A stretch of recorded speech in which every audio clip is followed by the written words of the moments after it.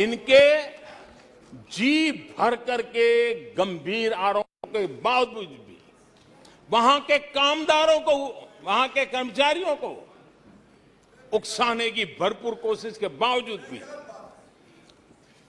आज एचएएल देश की आन बान शान बनकर उठ रहा है। आदरणीय अध्यक्ष जी, जिसका बुरा चाहते हैं वो कैसे आगे बढ़ता है, मैं तीसरा उदाहरण देता हूं। आप जानते हैं एलआईसी के लिए क्या क्या कहा गया था।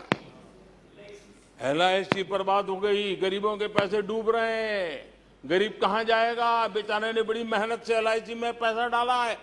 क्या कहे, जितनी उनकी कल्पना शक्ति थी, जितने उनके दरबारियों ने कागज पकड़ा दिए थे, सारे बोल लेते थे, वो सारे बोल लेते थे।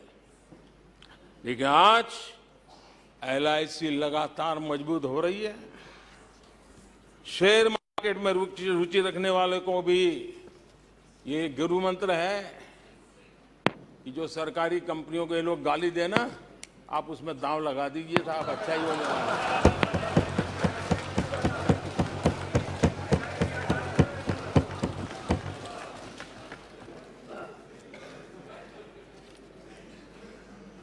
आदरणीय अध्यक्ष जी, ये लोग देश की जिन संस्थाओं की मृत्यु की घोषणा करते हैं, उन संस्थाओं का भाग्य चमक जाता है।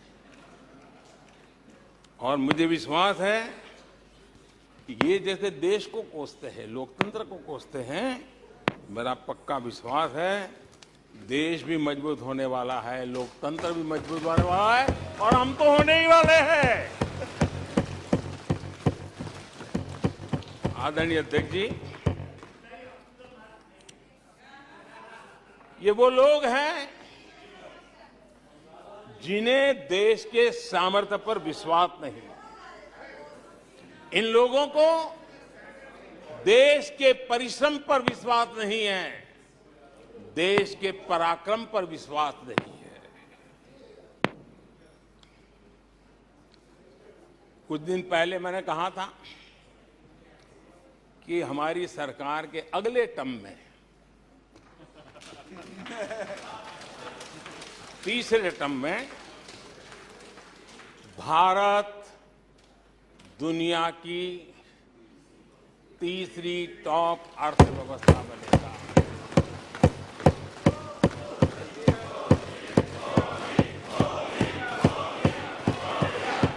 आदरणीय अध्यक्ष जी,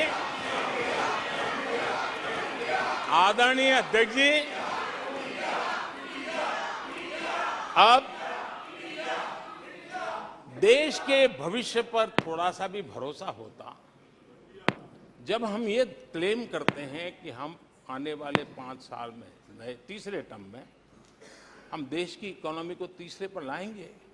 तो एक जिम्मेवार विपक्ष क्या करता, वो सवाल पूछता, अच्छा भाई बताओ, निर्मला जी बताओ कैसे करने वाले हो, अच्छा मोदी जी बताओ कैसे करने वाले हो, आपका रोड मैप बताओ। ऐसा करते। अब ये भी मुझे सिखाना पड़ रहा है। लेकिन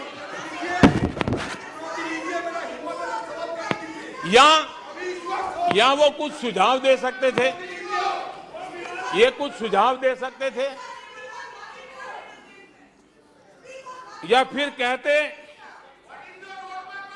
हम चुनाव में जनता के बीच जाकर के बताएंगे कि ये तीसरे की बात करते हैं, हम तो 1 नंबर पे लेके आएंगे, और ऐसे ऐसे लेके कुछ तो करते यार। लेकिन हमारे विपक्ष की त्रासदी ये है, और उनके राजनीतिक विमर्श पर गौर कीजिए। कांग्रेस के लोग क्या कह रहे हैं, अब देखिए कितना कल्पनादारी। इतने सालों तक सत्ता में रहने के बाद भी क्या अनुभवताहीन बातें सुनने को मिल रही है जी। क्या कहते हैं ये कहते हैं इस लक्ष्य तक पहुंचने कुछ करने की जरूरत नहीं, ऐसे ही होने वाला है तीसरे नंबर पे। बताओ, मुझे लगता है कि इसी सोच के कारण वो सोते रहे इतने सालों तक, तो अपने आप होने वाला है। वो कहते हैं बिना कुछ किए तीसरे पहुंच जाएंगे। और कांग्रेस की माने अगर सब कुछ ऑफ ही अपने आप ही हो जाने वाला है, इसका मतलब है कांग्रेस के पास न नीति है, न नीयत है, न विजन है, न वैश्विक अर्थव्यवस्था की समझ है और न ही भारत के अर्थ जगत के ताकत का पता है। और इसलिए सोए सोए तब हो जाएगा, यही एक आदरणीय अध्यक्ष जी, ये वजह है कि कांग्रेस के शासन में भारत गरीबी और गरीबी को बढ़ाता गया। 1991 में देश कंगाल होने की स्थिति में था।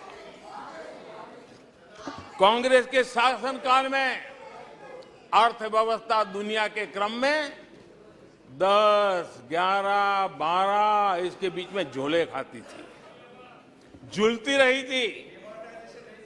लेकिन 2014 के बाद भारत ने टॉप 5 में अपनी जगह बना ली।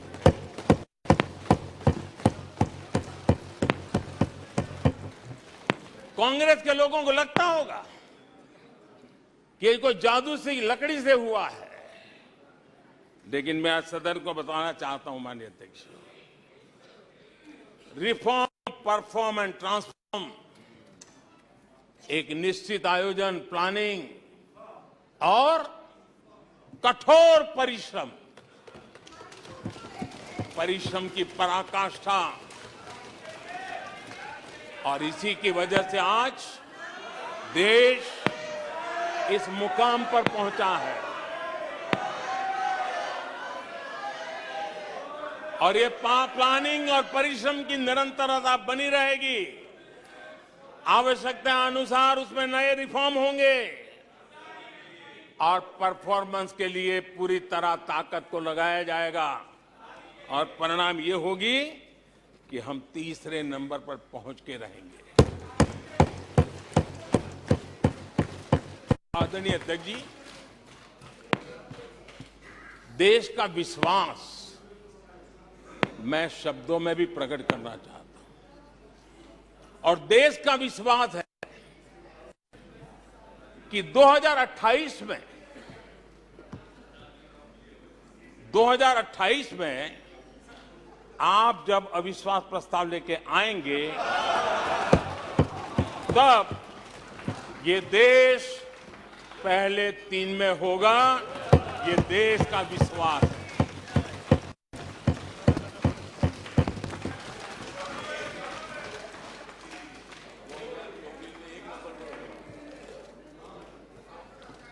आदरणीय अध्यक्ष जी, हमारे विपक्ष के मित्रों के फितरत में ही अविश्वास भरा पड़ा है। हमने लाल किले से स्वच्छ भारत अभियान का आह्वान किया, लेकिन उन्होंने हमेशा अविश्वास जताया। कैसे हो सकता है? गांधी जी भी आके गए, करके कह के गए, क्या हुआ? अब स्वच्छता कैसे हो सकती है? अविश्वास से भरी हुई इनकी सोच है। हमने मां बेटी को खुले में शौच से मुक्त करने के लिए, उस मजबूरी से मुक्त होने के लिए शौचालय जैसी जरूरत पर जोर दिया। और तब ये कहना, क्या लाल किले से ऐसे विषय बोले जाते हैं? क्या ये देश की प्राथमिकता होती है क्या? हमने जब जनधन खाते खोलने की बात की, तब भी यही बात निराशा की। क्या होता है जनधन खाता? उनके हाथ में पैसे कहां है? उनका जेब में क्या पड़ा है? क्या लेके आएंगे? क्या करेंगे? हमने योग की बात की, हमने आयुर्वेद की बात की, हमने उसको बढ़ावा देने की बात की, तो उसका भी मखौल उड़ाया गया। हमने स्टार्टअप इंडिया की चर्चा की, तो उन्होंने उसके लिए भी निराशा फैलाई। स्टार्टअप तो कुछ हो ही नहीं सकता है। हमने डिजिटल इंडिया की बात कही, तो बड़े बड़े विद्वान लोगों ने क्या भाषण किए। हिंदुस्तान के लोग तो अनपढ़ है, हिंदुस्तान के मोबाइल चलाना भी नहीं आता है, हिंदुस्तान के लोग कहां से डिजिटल करेंगे? आज आज डिजिटल इंडिया देश आगे है। हमने मेक इन इंडिया की बात कही, जहां गए वहां मेक इन इंडिया का मजाक उड़ाया, जहां गए वहां मेक इन इंडिया का मजाक उड़ाया। आदरणीय अध्यक्ष जी,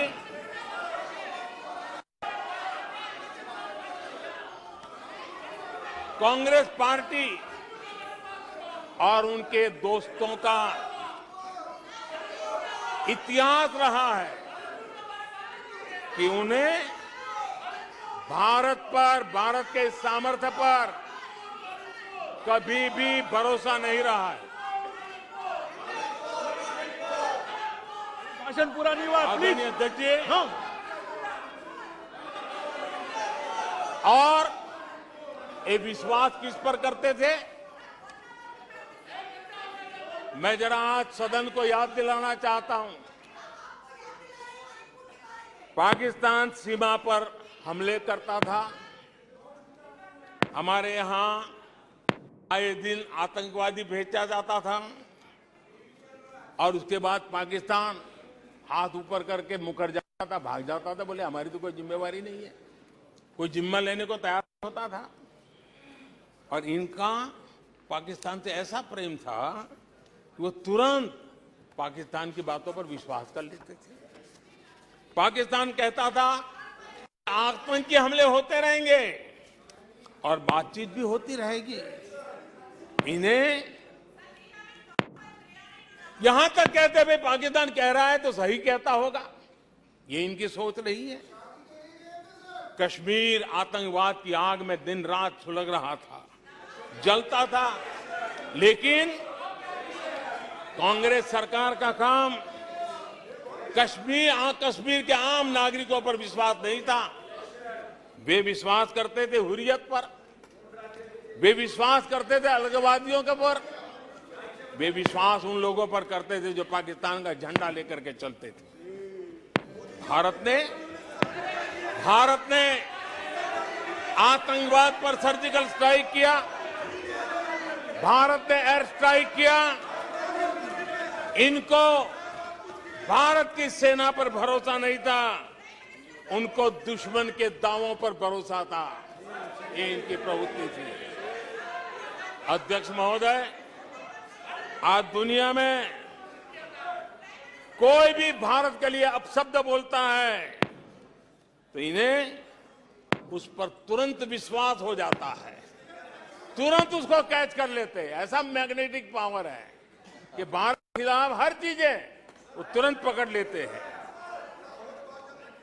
जैसे कोई विदेशी एजेंसी कहती है कि भूखमरी का सामना कर रहा कई देश भारत से बेहतर है, ऐसा झूठी बात आएगी तो भी पकड़ लेते और हिंदुस्तान में प्रचार करना शुरू कर देते, प्रेस कॉन्फ्रेंस कर देते हैं।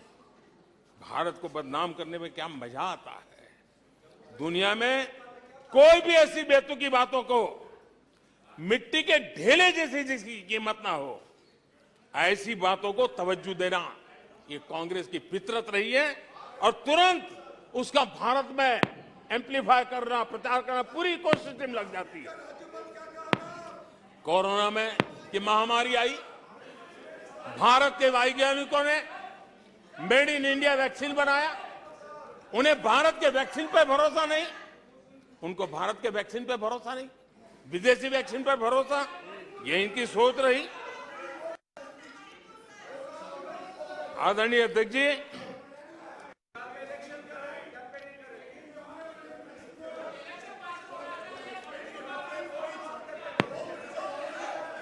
देश के कोटि कोटि नागरिकों ने भारत के वैक्सीन पर विश्वास जताया। इनको भारत के सामर्थ्य पर विश्वास नहीं है, इनको भारत के लोगों पर विश्वास नहीं है। लेकिन इस सदन को मैं बताना चाहता हूं, इस देश का भी, भारत के लोगों का कांग्रेस के प्रति नो कॉन्फिडेंस का भाव बहुत गहरा है। कांग्रेस के प्रति नो कॉन्फिडेंस का भाव बहुत गहरा है भारत के लोगों में। कांग्रेस अपने घमंड से इतनी चूर हो गई है, इतनी भर गई है कि उसको जमीन दिखाई तक देती नहीं है।